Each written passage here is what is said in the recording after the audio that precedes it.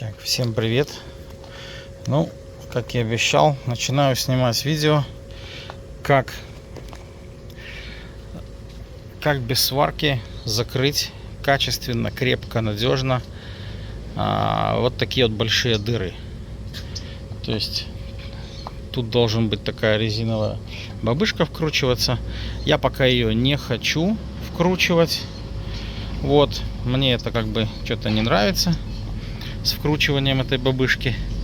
Я пока просто все закрою. Нужен ли будет мне этот магнит в принтере, не нужен, я пока не знаю. Поэтому начну пока без нее. Вот. Что мы делаем? С чего мы начинаем? Сначала просто расколупываем. Вот чуть-чуть поздно стал снимать, я уже отверткой расколупал как мог. Понаружи то, что вспучилось. Ну вот покажу здесь. Вот видите, как попучилось. Вот это вот вспученное, чем не убираем до железа. Вот что я говорил про эпоксидный грунт. Вот, поехала пленочка, видите? А говорят, что он супер держится. Нет. Вот он, эпоксидный грунт. Вот он сваливает, весь вытрущивается просто. Плохо держится. Вот он слоями как накладывали. Один слой сдираю, потом второй. Что-то он либо подготовили плохо, либо что. В общем, отверткой все вспученное снимаем полностью. Следующий этап у нас такое зачистка. Да? Вот это я вот этим ёршиком таким шлифовал. А вот тут я уже начал шлифовать вот.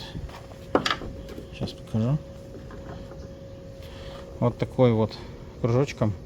Вот он хорошо снимает. Во-первых, он хорошо железо немножко. Он, конечно, железо немножко снимает, утончает. Но зато он край, вы четко видите, да? Где ржавый край, а где уже нет ржавчины, куда она не пошла. Вот надо сделать вокруг так, чтобы вы увидели край уже не ржавый. Вы должны все расчистить до нержавого места. Вот, чтобы так не было, чтобы вы почистили, а там где-то дальше под краской еще ржавчина была. Ну вот видите, эпоксидный слой лежит. И все через него пробило. Эта машина была полностью там покрашена. Вот. А может не полностью. Вот. Ну, в общем, берем вот так вот.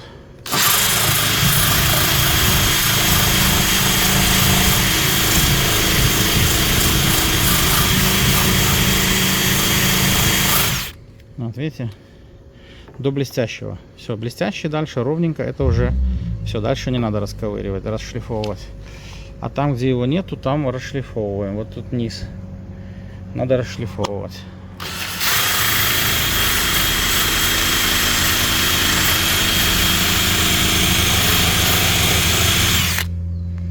Примерно видите, да? Где надо останавливаться.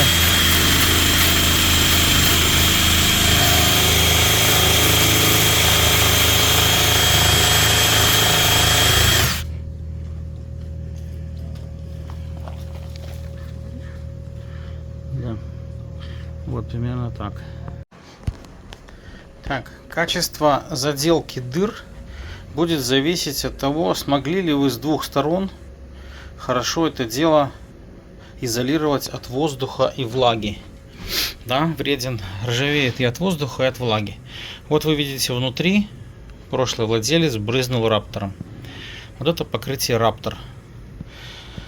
При этом если поверхность хорошо не обработана, не защищена, то вот вам, пожалуйста, раптор, течет ржавчина через раптор. Да?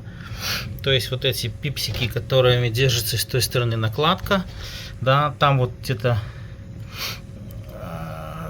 было хорошо не обработано, туда не попало. И вот оно течет через раптор и начинает потихоньку поднимать даже хваленый раптор. Вот я кусок раптора отодрал вот с этой дыры, которая снаружи. Вот. Плюс раптор нанесен практически на голое железо. Вот тут, смотрю, они чуть-чуть пошлифовали, а тут вот оно гладкое. И, короче, я его прям как ленту такую и отодрал. Но пробовал дальше, вот дальше не могу. Вот видите, кусок раптора, он толстый, он полмиллиметра толщиной, как пленка. Вот отдирается, но так еле-еле. Так что он, вроде как он защищает, но не сильно. Ну и так же самое наше отверстие. Видите, у меня доступ сзади к нему. Такой не очень суперский, но есть доступ. Да? Поэтому я сколько могу, вот это все отверстие вокруг пошлифую, чтобы сбросить. И потом нанесу сюда эту такой преобразователем помажу. Вот, потому что качество нашей работы зависит от того, есть ли у вас сзади доступ. Потому что в первую очередь мы сначала будем изолировать сзади. Вот эту дыру заделывать будем сзади. А спереди уже потом я вам покажу, как получится, да, и как мы будем продолжать. Значит, после того, как мы продрали, сколько смогли, начинаем протравливать ортофосфорной кислотой на кисточку. И вот все края, да, чтобы оно, там, где мы не можем дотянуться, хотя бы хоть чуть-чуть, края, ржавчину, короче, чтобы максимально ее снять, чтобы наш бандаж хорошо приклеился. Мы будем делать бандаж на эту дырку, и поэтому все. Я сколько мог там пошлифовал, засунул дрель. Вот. Ну и также снаружи. Снаружи тоже промазываем. Кажется, пошлифовал, блестит, но все равно я промазываю, потом смываю. Ортофосфорную кислоту обязательно смывать. Вот текла ржавчина, ради интереса намажу, съест или нет эти потеки до завтра. Все, оставляем в таком виде на там сутки, на ночь, на 12 часов. Ну вот я намазал ортофосфорной кислотой. Вот оно.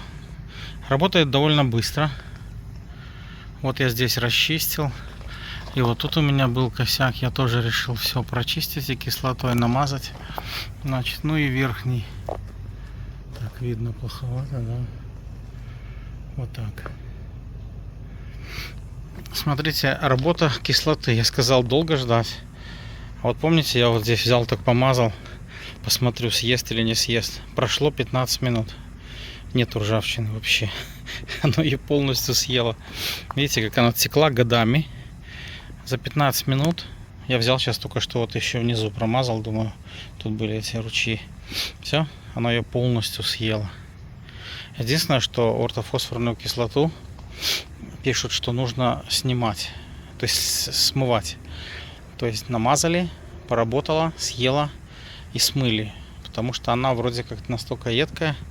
Может и металл где-то разъесть. Не знаю, наверное. О, забыл свет включить. Завтра. Как оно разъест, но я там тоже буду расковыривать, потому что тут тоже дырочка.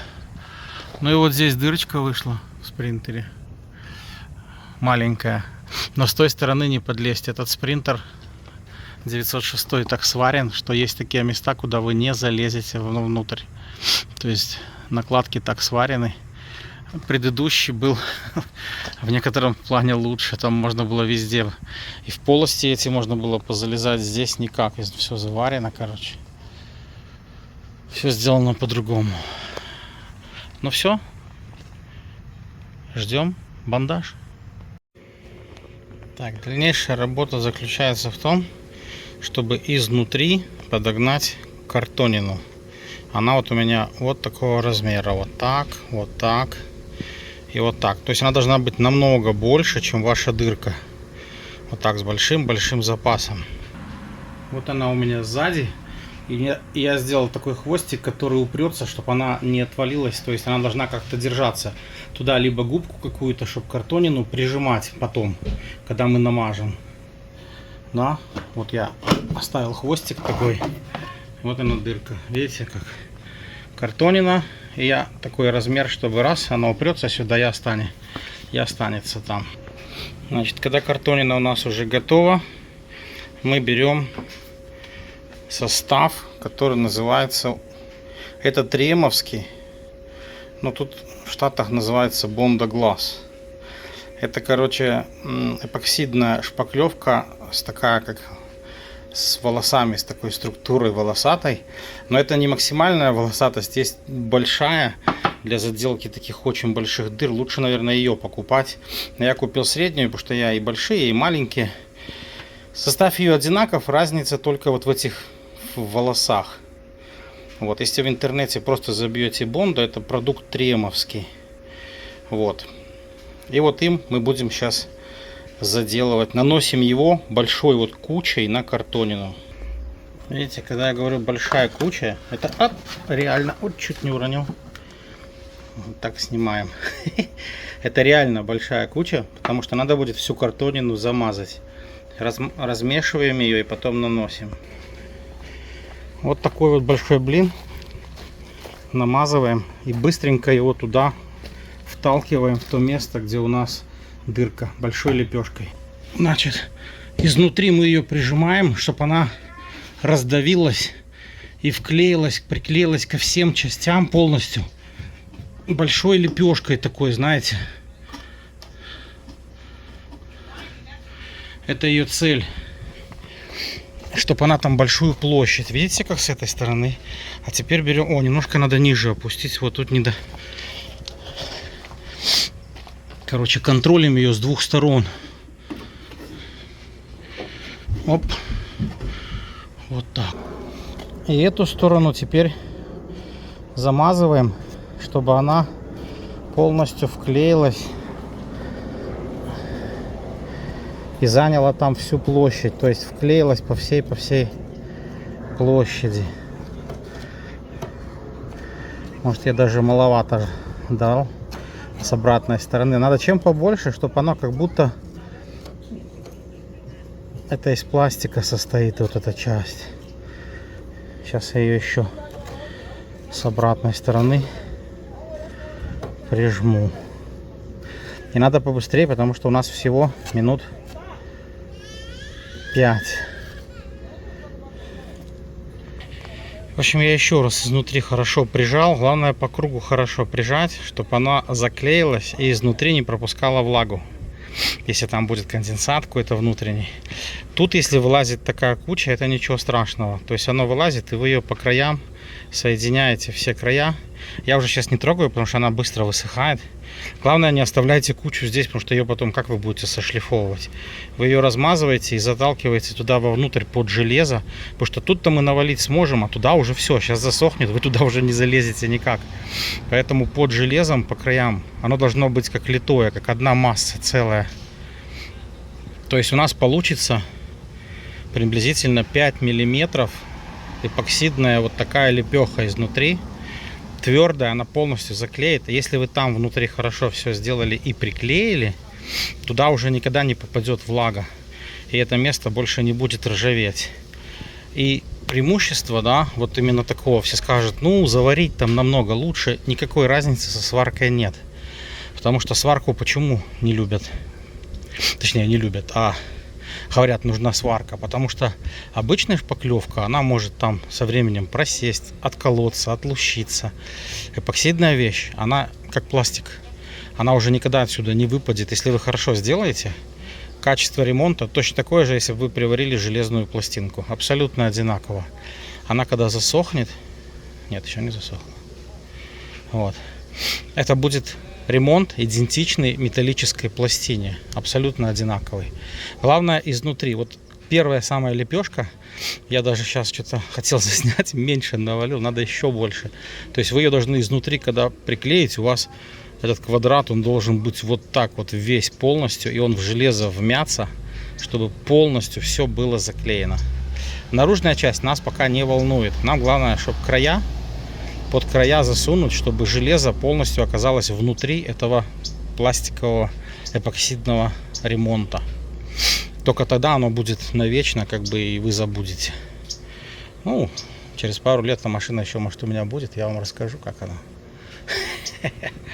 Ну вот, сейчас я еще покажу через минут 15, каким оно станет через 15 минут. Ну что, прошло минут уже больше 15-20. Я подходил, короче, полимеризация, когда горячая. То есть подходим, трогаем. Было очень горячее, стало это. Сейчас уже все остыло. То есть процесс полимеризации процентов там на 50 уже выполнен. Чем мне нравится вот этот вот бандаж с стеклом. Ну, это эпоксидка, не стекло. Они пишут глаз, но это на самом деле это не стекло. Что он липкий.